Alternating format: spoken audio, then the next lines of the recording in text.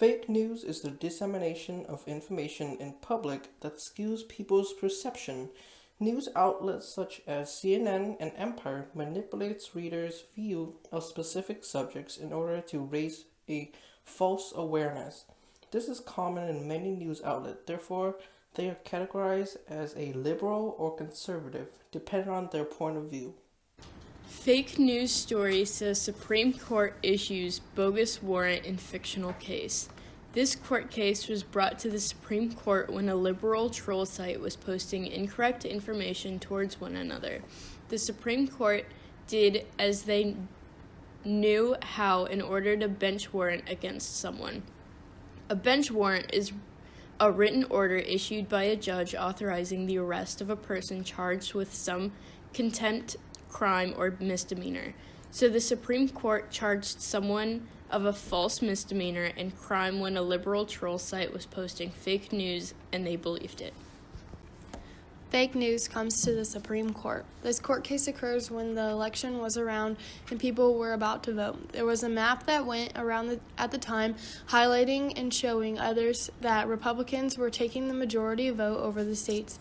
The Supreme Court believed that this map influenced the votes of many people and swayed the votes from Democratic votes to Republican votes to what eventually led to our Republican president. Oh, wow. That's a great question. So, in the United States, you have freedom of expression. So speech can mean several different things. So I think, expression is the big piece. You have the ability to speak your mind and say what you want to say as long as it doesn't do harm to others. So my personal definition would be, expressing an idea. Political speech, expressing a political idea is the highest protected speech that we have in our country. Following a close second is religious speech. But it's been expanded to include expression as well. And so you don't actually have to be saying anything to express an idea. What we're supposed to do. I don't know, do you think... As far as the Florida shooting is concerned, like all of you, frightened, sick, frustrated, that this happens, and this is our world that we live in and deal with. And I know for our students, that feeling of am I safe is a tough. It causes anxiety. We all have it. There's not a day that goes by that I don't, in that moment of silence, think about you guys and think about can we be the people that we need to be for you guys and provide you the safety that we need to provide. It's on our minds, and it's a horrible tragedy. But it just makes my job more important to educate each and every one of you on how to disseminate between, what is actual information and what is not. And so, I seem to fall back on the same response each and every time, that education is critical, and we actually need.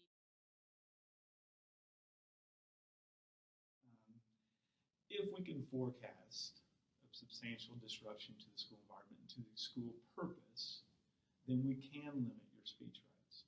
So things such as armbands and wearing a certain color to protest or to raise awareness to a certain movement of political speech, that doesn't cause any disruption. And I think we can support those kind of rights. When we talk about walking out of school, it's hard to say that doesn't cause material disruption to the school day. No. That is the last question, too. Okay. So, no, it isn't. And, this is an act of civil disobedience. And civil disobedience has been used all throughout U.S. history to enact change. And I think it depends. It depends on, one of the things you see right now is, when was he officially running for president? When was he a candidate? I think there's maybe a different standard than an independent citizen having these conversations. But interesting, as you look at your Constitution and what's in the Constitution about treason and subversion, does this fit underneath that? And I think there could be an argument, influencing the American election, while what is the motivation behind that, and what were they trying to accomplish? Okay, unfortunately, no. And one thing you'll want to look into is the Logan Act. And the Logan Act was passed by Congress in 1799. And it says that no one is allowed to negotiate with foreign countries unless they have the constitutional authority to do so. David Hogg and his father, Kevin, who, by the way, actually was in the FBI, could make time to talk about it. David, Kevin, appreciate you being with us. David, first of all, that Donald Trump Jr. is liking tweets espousing a conspiracy theory involving you and your dad. I'm wondering what goes through your mind when you hear that? I'm just so sorry that these people have lost their faith in America, because I know I certainly haven't. The fact that these people refuse to believe that something like this could happen is something that all of us don't want to believe, but the sad truth is that it is. These people saying this is absolutely disturbing, and I'm not an actor in any sense, way, shape, or form. I am the son of a former FBI agent, and that is true. Concerned, sir, that you are undermining the people's faith in the First Amendment, freedom of the press of this country, when you call stories you don't like fake news. Why not just say it's a story I don't like? I do that. Call it fake news. No, I do that. Undermining confidence in our news media. Here's the thing. Okay, I understand what you, and you're right about that, except this. See, I know when I should get good and when I should get bad. And sometimes I'll say, wow, that's going to be a great story, and I'll get killed. I know what's good and bad. I'd be a pretty good reporter, not as good as you. But I know what's good. I know what's bad. And when they change it and make it really bad, something that should be positive, sometimes something that should be very positive, they'll make okay. They'll even make it negative. So I understand it. So because I'm there, I know what was said, I know who's saying it, I'm there. So it's very important to me. Look, I want to see an honest press. When I started off today by saying that it's so important to the public to get an honest press. The public doesn't believe you people anymore. Now, maybe I had something to do with that. I don't know. But they don't believe you.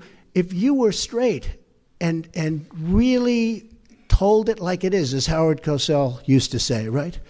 Of course, he had some questions also. But if you were straight, I would be your biggest booster. I would be your biggest fan in the world. Freedom of speech is the right to express any opinions without censorship or restraints. Although this grants us great amount of freedom, it also invokes a sense of responsibility on how we utilize this power. We definitely believe people should be able to express their concerns publicly, but a limit is necessary to enforce security. News outlets have the responsibility to research information and assist in enlightening the public with all the facts. Many seem to have forsaken this ideology and chose to focus on altering people's perception. An achievable goal for our society would be to restore the trust in the media. Our news should be pure and unbiased.